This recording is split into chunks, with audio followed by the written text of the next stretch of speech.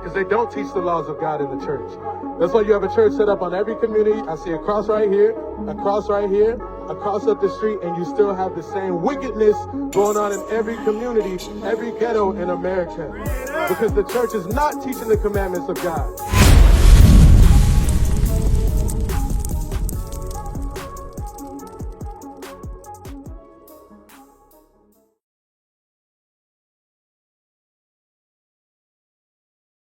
Most of our people think our homeland is just Africa. Our homeland is Israel. We come from Israel. We've never been back because God said we wouldn't see it again. Read on. And there ye shall be sold unto your enemies. Who were we sold to when we got off those slave ships here in America? You said who? White people? Now what did God call those white people? Did you catch what he said? Read it again. And there you shall be sold unto your enemies. What does God call those white people who we were sold to? Our enemies. They're not our friends. That's what we went through. That's why they give us a right image of Jesus. Because they want us to think we're God. We're great people. When Jesus was like us. Jesus Christ was a black man from the same tribe that you come from, the tribe of Judah. Absolutely.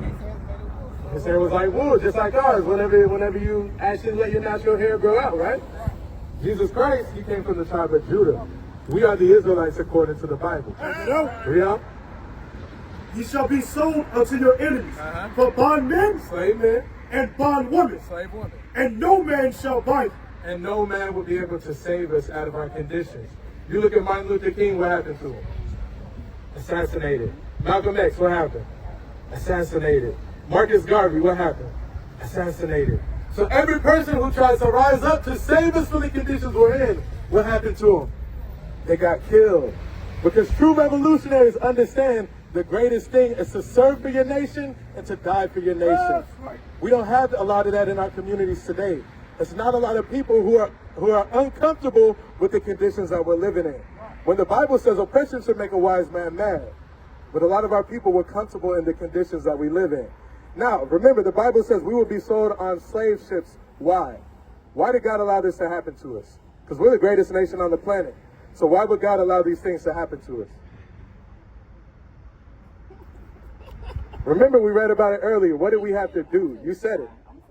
Now you're good. What did we have to do as a people? We had to keep God's commandments, right?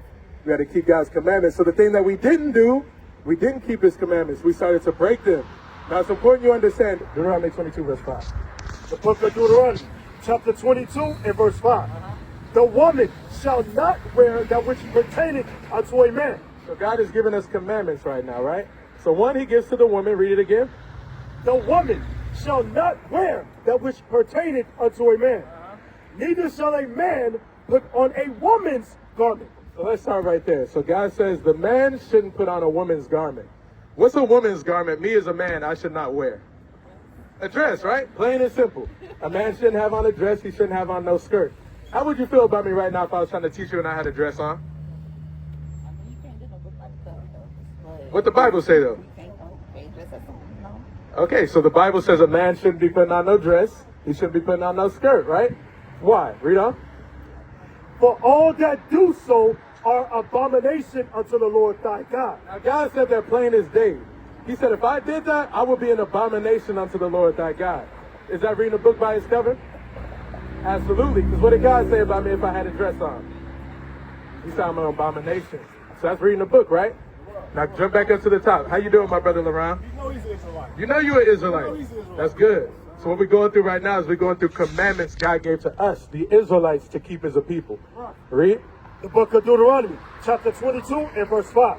The woman shall not wear that which pertaineth unto a man. Now the woman, on the flip side, isn't supposed to wear that which pertaineth unto a man.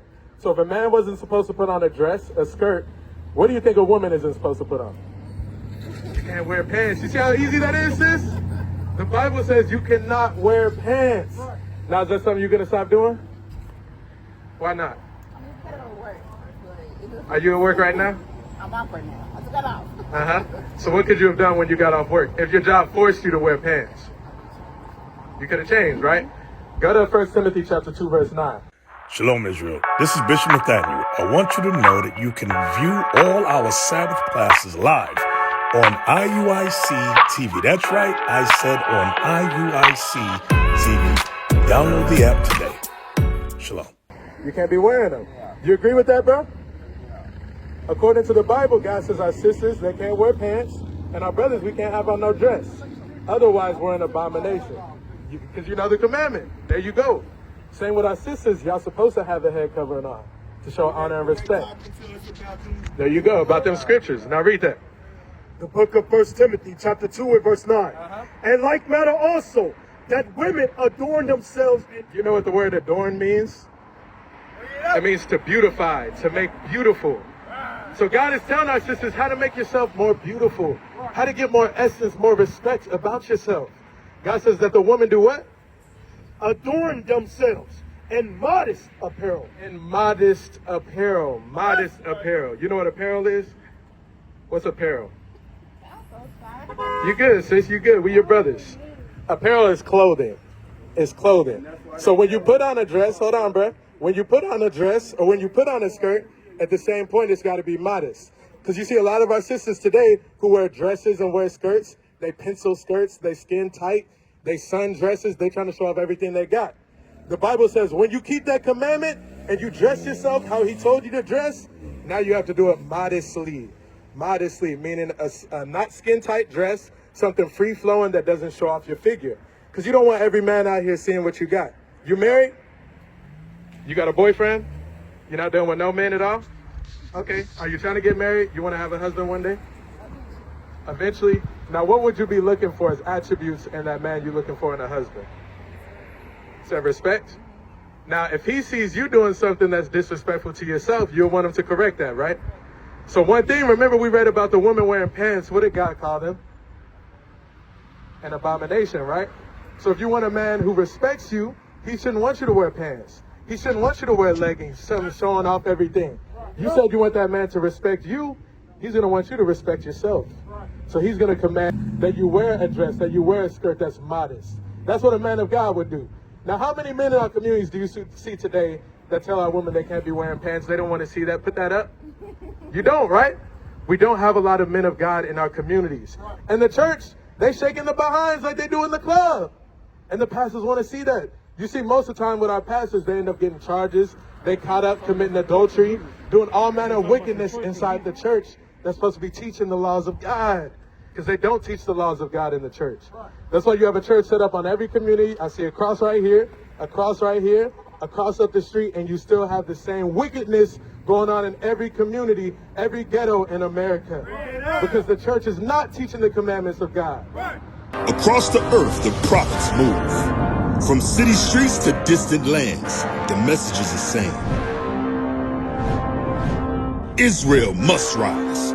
Through every quest, every journey, the truth spreads. No border can contain it.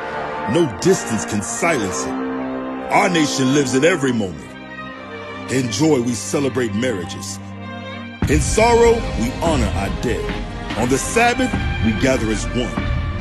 Families rejoicing together, bound by the commandments of God. Yet are we tried. From the stones in Kenya to the hatred in Montana, we endure as a soldier of the Lord. And still, the mission expands. On the airwaves, on the screens, in every nation under heaven, Israel's voice is heard. We build our communities. We raise our children in royalty. We restore what was broken. We clean what was defiled. We show the world who we are.